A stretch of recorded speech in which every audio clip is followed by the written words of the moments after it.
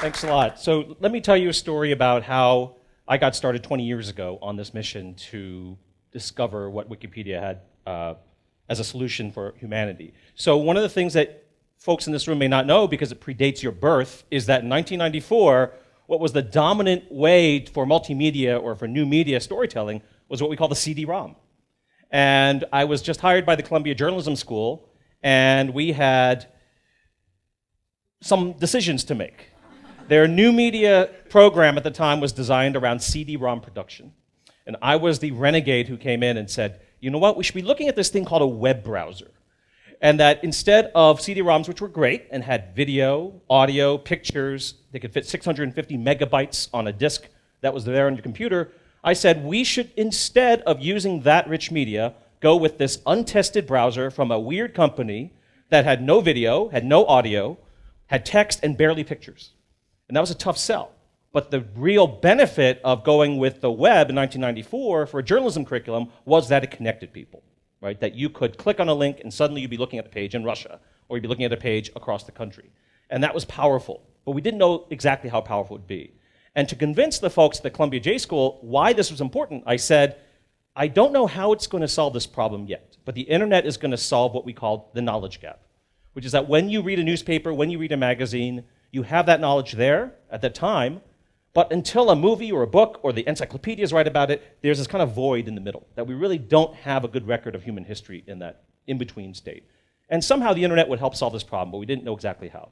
But now we know that with Wikipedia, and what I call how a bunch of nobodies created the world's greatest encyclopedia, there is a crowd that helped fill this knowledge gap, and here's how. Well, the first thing that's important is that the wiki that Wikipedia is built on had this crazy idea that anyone could edit any page at any time.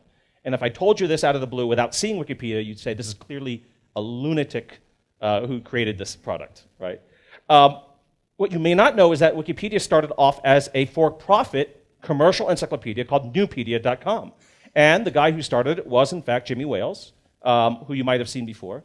And it was the sum of all human knowledge that was the goal of this encyclopedia, but there would be a company that held the copyright, but they allowed anyone to copy it. So, in fact, Jimmy Wales was the guy who started this project as one of the many projects in the company, and he hired this guy named Larry Sanger, who was a PhD student, to head this project, but he was to find volunteers online to contribute to Wikipedia, to Newpedia, and get production going in this encyclopedia. And what they did was they, like pretty much anyone else at the time, said, we need a pretty rigorous process here. So they came up with a 7-step process that had everything from assigning an article to finding a lead reviewer, to copy editing, to open copy editing. And through the 7-step process, they said, well, get volunteers who are qualified to come write this encyclopedia. And you want to guess how many articles they created in the first year of this production process of one paid employee and dozens of volunteers? Well, unfortunately, it was 12. So they had a problem. This was certainly not scalable. It wasn't going to work. But they had to look at other places for ideas on how to solve this problem. And what they did was they said, if something had to change, they want to look to where other things were happening. And one of the inspirations was the Wiki bus, the shuttle bus between terminals at the Hawaii airport. And it was the genius of this guy named Ward Cunningham who had this piece of software called Wiki software that allowed computer programmers to upload computer code, share them with others, have them download it, modify it, and re-upload that computer code. So the folks who were running Newpedia said, well, why don't we try this wiki software to at least start the articles? We'll still use the 7-step process to finish them, but at least we'll get the crowd to come start articles on, let's say, this site we'll call Wikipedia as a joke. And what happened was they found that after a few weeks, there was more production in Wikipedia than there was in 1 year of Newpedia. So what we see is that there are now roughly 4.5 million English language articles in Wikipedia, over 31 million articles across all languages, and 270 languages represented in Wikipedia as of April this year, which is pretty amazing if you think about it. Right? So some of the representative languages of Wikipedia that you see here number in the millions of articles for these different language editions. If you were to print out Wikipedia on paper without photos, it would fill up 10 stacks on the shelves. If you were to print out all Wikipedia, not just English, but in all languages, it would fill up 69 stacks without photos. So that's pretty staggering how much the crowd has been able to do in this time. If you look at the traffic, 20 billion page views a month. That's pretty staggering in terms of traffic. The only sites that rank above Wikipedia in traffic consistently are Google, Yahoo, and Microsoft. Okay, so we're talking about multi-billion-dollar companies there. Wikipedia, as a nonprofit, has a budget of roughly $40 million. Right? So pretty staggering, the difference that you see there. We see that in terms of the editing community, there's about 75,000 users who edit more than 5 times a month, and about 11,000 users that edit more than 100 times a month. So that 11,000 user number is about what you consider the core audience of Wikipedia. What are the things that make Wikipedia work? Well, one, it has a neutral point of view as its objectivity standard in Wikipedia. That is really the core non-negotiable policy in Wikipedia that makes it work. How do you get the crowd to work together, rowing in the same direction? Well, it's the fact that you want a neutral point of view to bind those articles together.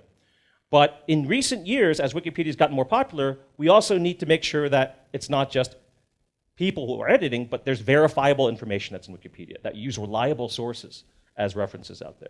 And that more and more we're seeing that as companies understand how influential Wikipedia is, we need to look out for conflict of interests of editors and making sure that people who contribute are actually unconflicted in their editing activities.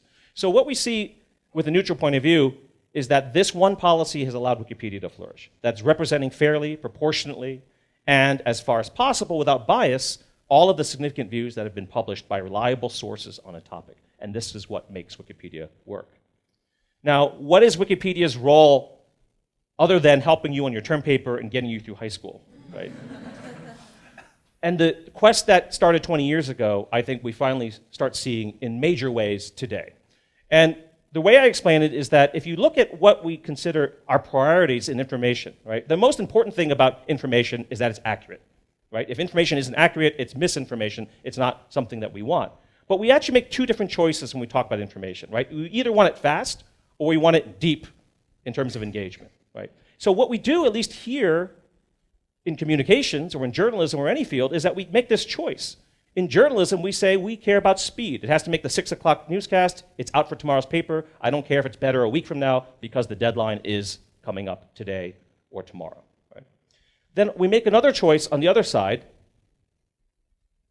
Right? We have different types of journalism that happen here. But we make a choice on the other side when we talk about scholarly research. We talk about encyclopedia writing pre-Wikipedia.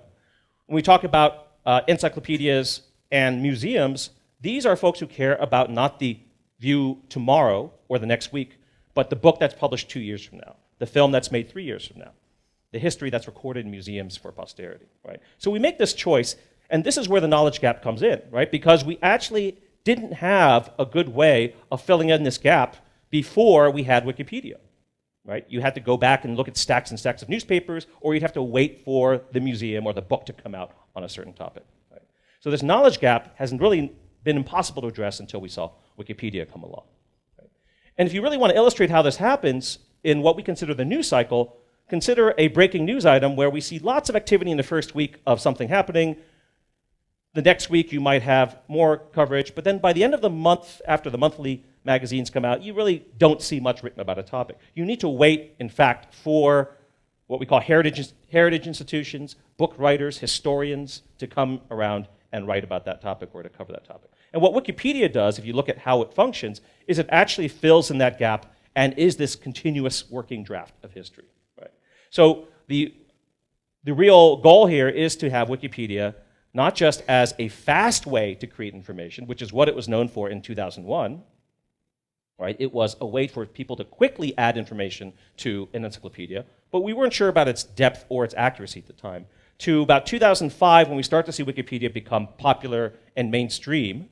And then finally, we see that Wikipedia has filled in this knowledge gap in a way that really is unique in terms of internet phenomena, right? So we like to say that, in the journalism world at least, that news is the first draft of history, or the rough first draft of history. And then there's also that saying in historian circles that history is written by the victors. But I like to say that Wikipedia instead is the continuously edited, globally contributed working draft of history. Right? It's something that everyone can contribute to.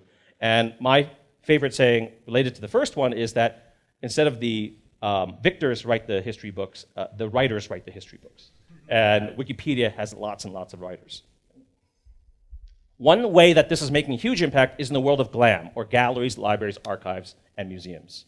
right? So one of the interesting things that they're doing now is noticing that Wikipedia has a lot more traffic than these museums do, right? So this was a seminal moment in 2010 when the British Museum realized that there were 10 times as many people looking at the Rosetta Stone article in Wikipedia than actually visiting the Rosetta Stone in the British Museum or visiting the website of the British Museum for this information, right? So in 2010, they invited a Wikipedian in residence to spend 5 weeks teaching curators at the British Museum more about Wikipedia's culture and actually helping to improve articles in Wikipedia related to the Rosetta Stone and other artifacts in their collection.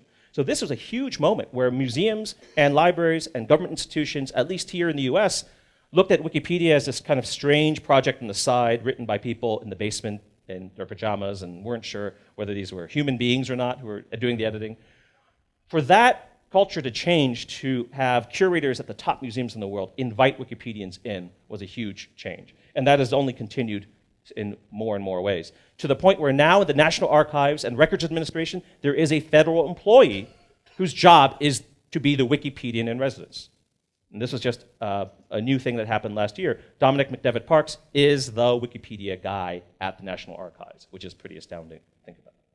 We also see that there are great and many ways for these GLAM institutions to collaborate with Wikipedia editors. So one of the things that I did this past semester was to structure a whole class around Wikipedia editing with museums here in Washington, D.C. So over the course of a semester, we had what we call editathons. So we had students leave the classroom, go down and sit next to curators at the American Art Museum and other institutions to actually look at entire swaths of Wikipedia content to see what things could be improved on in those areas. Right? So some of the things that we covered: women scientists, the gender gap in terms of coverage of females in Wikipedia. It's been a mixed record, and we want to try to address some of these systemic biases in Wikipedia to see how these things can be improved. One of the organizations that we collaborated with was the Smithsonian Institution Archive, which actually had a scholar in residence who looked exactly at this problem of women scientists being much lower profile than male scientists in American literature. And we also had an editathon with a bunch of these other museums here. Some of these shots that we'll take a look at, this is at the American Art Museum down in Gallery Place. We had a scanathon, actually, at the National Archives, where David Ferriero, the head archivist of the United States, came and gave a pep talk to our students. And students were scanning Civil War-era documents there, uploading them to National Archives, but also bringing them into Wikipedia. And then finally, getting museums into the space of where news organizations are working as well. We worked at the National Museum of the American Indian to look at issues of cultural appropriation, the Redskins mascot controversy. These are really interesting questions that museums historically have never really addressed in terms of current events, but folks like the National Museum of the American Indian have, and they looked at the Wikipedia articles, and our students helped to improve those articles in Wikipedia. So how do we address this knowledge gap, or how have folks been addressing this knowledge gap in a way that is interesting? Well, one is that we know that Wikipedia fills in this space, but besides the GLAM side of galleries, libraries, archives, and museums filling in this space, we see that there are new ways that museums are interacting with the public in an area that we're calling open authority in the museum world. So that museums are no longer the last word on what is historical truth. They're actually engaging the public to find out these things. So the National Museum of the American Indian is a good example of this. Another example from the journalism side is that there are a lot of startups in the journalism industry that are looking to Wikipedia as models. So one great example of this is something happening here in Washington, D.C. Ezra Klein started this new thing that he calls the Newsier Wikipedia.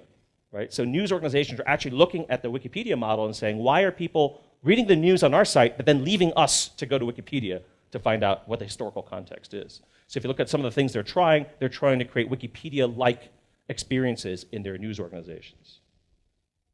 So what are the challenges going forward then? So Wikipedia has solved this knowledge gap, but there are challenges, and it's not clear Wikipedia has another 15 years of guaranteed existence in the future.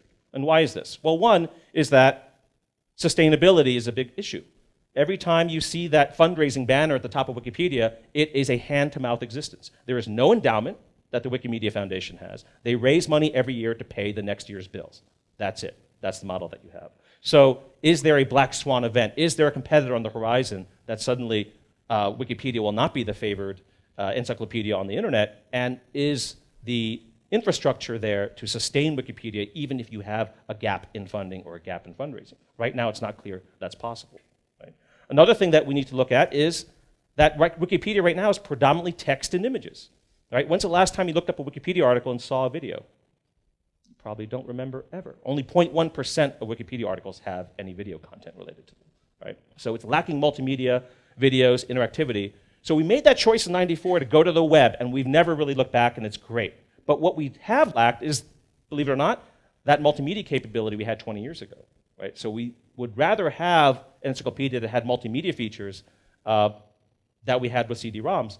Unfortunately, Encarta and those other folks have been killed by Wikipedia as a text-based encyclopedia, but the multimedia functions need to come back to encyclopedias. Right? And then finally, the big problem in Wikipedia is this massive gender gap. Right? So how can Wikipedia woo women editors was a story that BBC came out with recently. And if you look at the demographics, it's pretty grim. Over the last 10 plus years, it has consistently been 90% male in terms of editorship. Anytime, any place, any way that you measure it, it's been between 88 to 92% male. There really is no budging from that number. So to get more women involved is a huge problem for Wikipedia. Well, the good news is that if we start to look at those two other areas, journalism and museum studies, the good news is that they're about 70% female, at least in academic programs. So there's a lot of opportunity here to tap more female editors to contribute to Wikipedia, drawn from those two fields. And then finally, how many productive online collaborative communities exist today that existed 15 years ago? You'd be hard-pressed to find any. So, in fact, history is not on the side of long-lived online communities that can keep generating good content. Right? So we're in uncharted territory, but that's why Wikipedia could use a new generation of diverse volunteers, and I can think of no better people than folks like you in this room that now know more about Wikipedia than the average person and can be that next generation of editors. Thanks a lot.